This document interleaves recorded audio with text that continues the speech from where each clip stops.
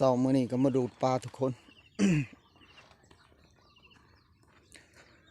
เพราะว่าน้ำบกหมดแล้วเขาก็ดีบ่มีหันน้ำทุกคนน้ำบกแล้วได้ยินแต่ปลาเสียงปลาจวดจัดอยู่ในผู้มื้อนี้ก็มาดูดปลาแต่เศร้าปลาเมียนกะคือสิแม่นบ่ได้กินนกทุกคน เพราะว่าเจ้าของอยู่เฮือนผู้น้องน้อยๆจักสิได้จักบ่ได้มื้อนี้ก็มาดูดปลาแต่เศร้ามื้อนี้ในยามเศร้าๆมื้อนี้ตอนนี้ก็กำลัง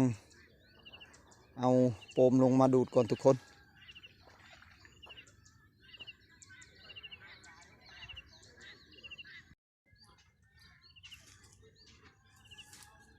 ลงมาฮือสลามก่อนเบิ้งใส่บ่จำหลังลันเห็นอะไรมันคุณปู่มีปลา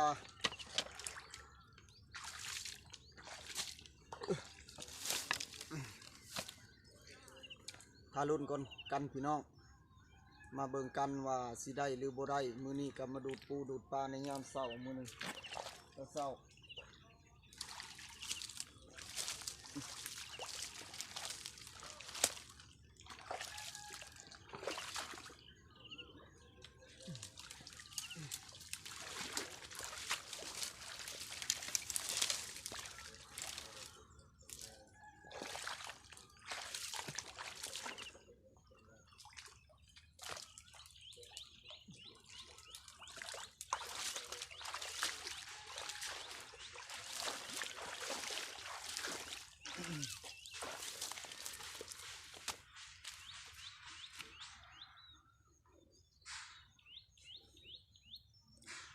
ทางเสียงคนไล่นกหนูทุกคนนกมากินข้าวนกกระปีด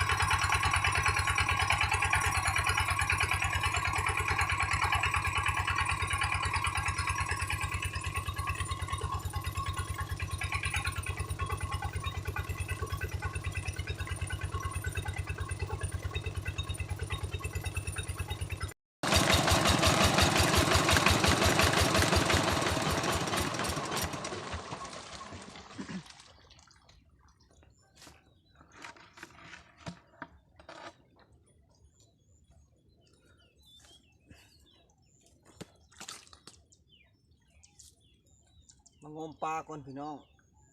ดูดปลาก็ได้บกแล้วตอนนี้ฮะปลากับบ่หลายมีอยู่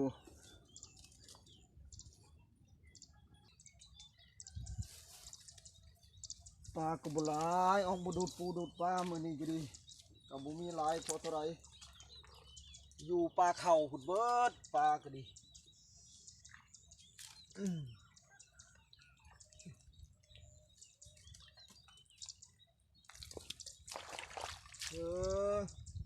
มีปลาอย่างแน่โอ้ดูสิเยอะเด้อในชิงมได้นี่ฮะใส่บด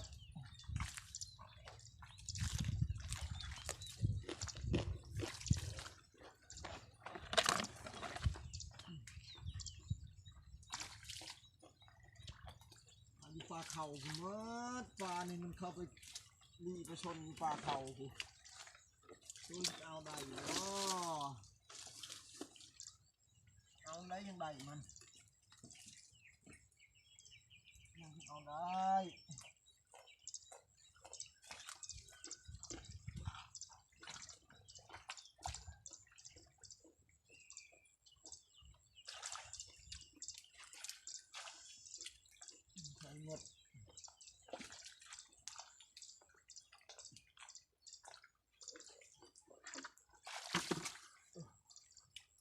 ใช่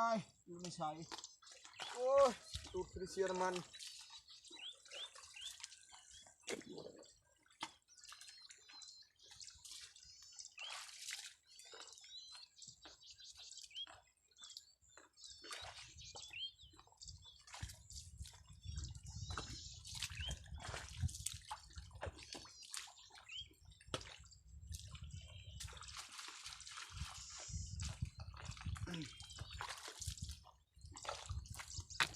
โก้โอ้เจ็บน้ำเลยได้โบราณพี่น้องมาดูปลาเมื่อนี้ปลากระเบิดเลยปลาอยู่ปลาเข่าผุดเบิดกระบจักปลานี่ก็ดีได้โบราณเพราะว่าด้ามมืดแล้วเฮาก็สิได้ออกมาเอาโปมเอายังมือนี้ก็เลยมาดูดเข่าได้อยู่พี่น้องพอได้ปิ้งมือนี้พอได้ปิ้งกับกินกับตำถั่วโอ้แซ่บพอดีจังหวะเลยก็จะมีปลาปากแน่ปลายังไรเขาเอิญปลาหางแดงหันทุกคนก็ได้โบราณกะทาไปเบิ่งเขาไปเบิ่งอยู่ปลาเขาหุ่นบางเถื่อมันก็อยู่ในหุ่นทุกคนก็มาหาปูหาปลาแบบบ้านนอกคอกนาเฮานี่แหละพี่น้องหาอยู่หากินแบบธรรมชาติบ้านไห้บ้านนาก็หาไปนี่แหละอยู่บ้านเฮาของอยู่ของกินกับแบบนี้แหละทุกคนมีปูปลาหน้าน้ำบ้านเฮาก็ดีพอได้อยู่ได้กิน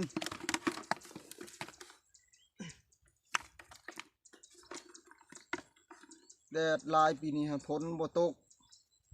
น้ำก็เลยเบิดในไห้ในนาเห็ดนาแซงก็ดีวันนี้ก็มาดูดปลาเพราะว่าน้ำเบิดเลยได้ยินเสียงปลาอยู่ในผู้ตัวตาดอยู่ในผู้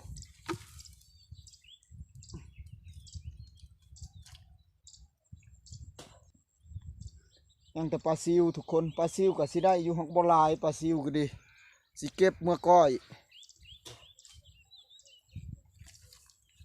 เก็บกุ้งเก็บหอย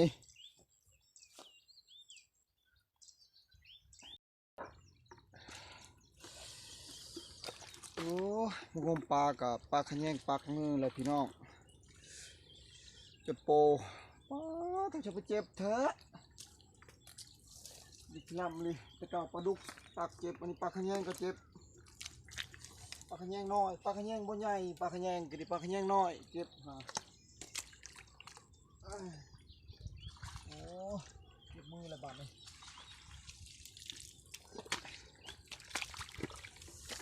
ปลาตัวเจ็บมือเลยบ่ไหวตุกจะมาเห็ดวันสิปลาบัวใหญ่นี่ปลาขะแยงน้อยนี่เอาปักมือเฉลยบาดนี้เห็ดอะไรบาดนี้เจ็บมือเลยบาดนี้สิบไรงมปูงมปลาเลยบาดนี้ฮะเจ็บมือเลยว่าสิเข้าไปเบิ่งอยู่ปลาเข่าโหบ่มีปลาพี่น้องปลากับบัวลายโอ้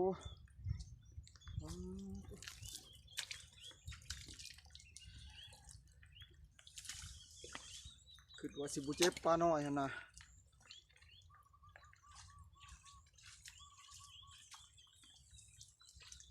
มันงมปูงมปลาอยู่ทุ่งไห่ทุ่งนาเด้อทุกคนมื้อนี้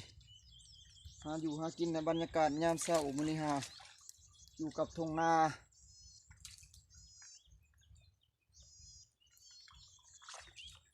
บรรยากาศสดๆที่สวยงามเลยทุกคน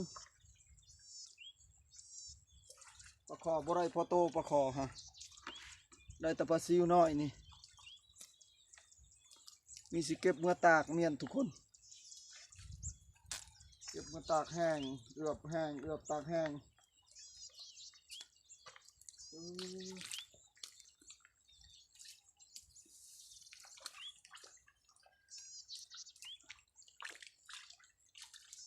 เอาดูบ่ได้เล่นยาแล้ว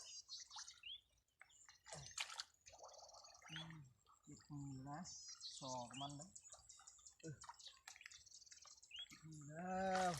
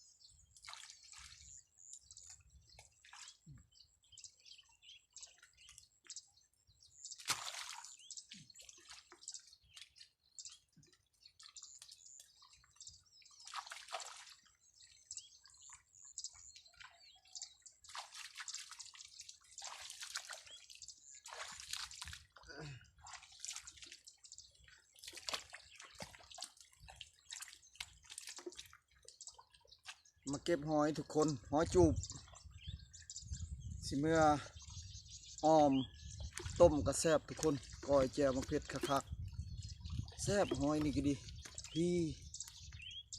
พอหอยยามนี่อยู่ในไห่ในนาหอยนี่พี่ทุกคนน้อยกับพี่กินแบบบ้านๆเฮาทุกคนกับบ่มียังสิรูศิลามากมายดอกกินกุ้งกินหอยกินปูกินปลาหอยหลายหอยนี่มาเก็บหอยก่อนบัดนี้เก็บมือเลยบัดนี้ก็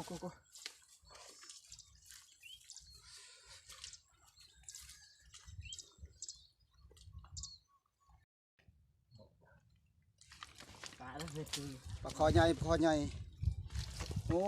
มือนี้ก็มางมปลาทุกคนโชคดีมือนี้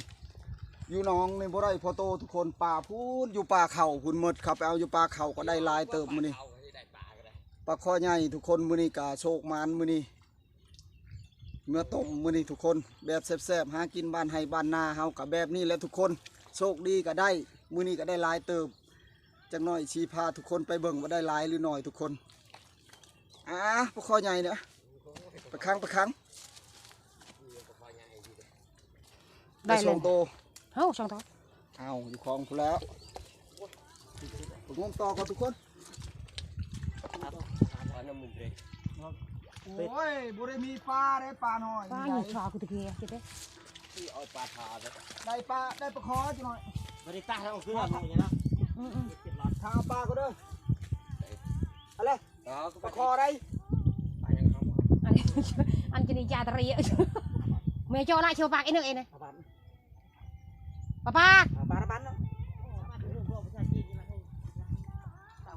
ขันจ่าเมียจ่าผูกดีจ่าอุดหิวห้าจ่าเชียช่วงกับบ้านนั่นนี่เอาปลาน้อยทุกคนเอาปลาซิวมือเห็ดสมปลาจอมกิน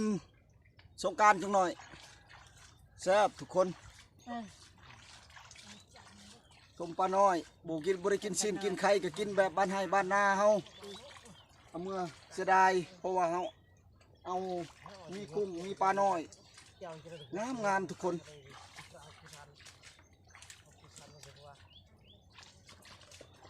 โอ้ยจิบหลอดอันตรายนั่งด่านนี่ยิบแปลงด่าอันบัดด่าเลยบ่ได้เป็นดอกยังสิอัดเมียนนี่ให้มันออกจังหน่อยดีงมแล้วบ่ได้จึงเป็นป้าค่อยได้อันนั้นอัน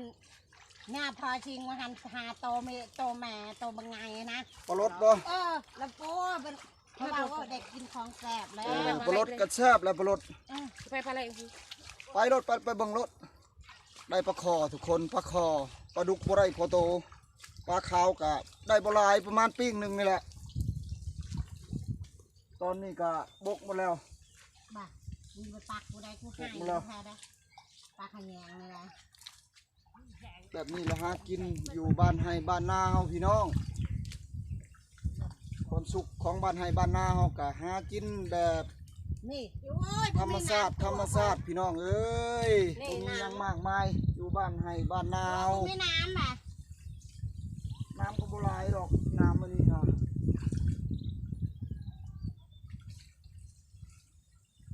เป็นไปได้วันนาเป็นผูกแขนจักได้บริจักฉันรถในสงการบ่บริจักได้ยันว่าลูกสาวมาล่ะรู้นำ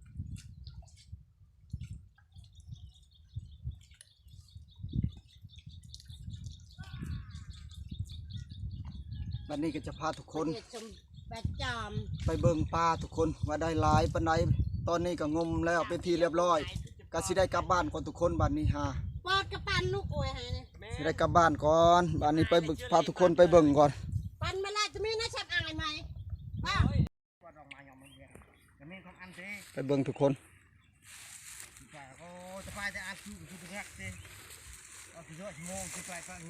ส่วนอันนี้ก็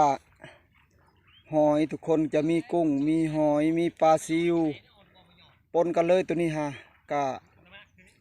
แซ่บอยู่ทุกคนหอยนี่ก็ดีมาเบิ่งปลาว่ามีปลาหยังแหน่ตอนนี้กำลังขังอยู่ในจันนี่ทุกคนขังปลาตัวทุกคนปลาคอนี่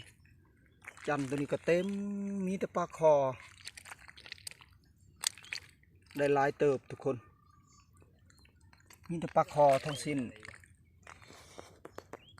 เบิ่งดูทุกคนทางในผู้มีแต่ปลาคอ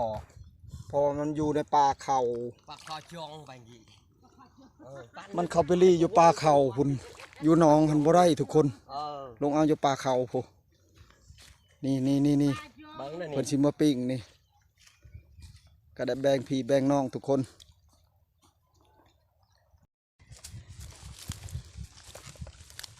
เก็บปลาก่อนทุกคนตอนนี้ cái gì này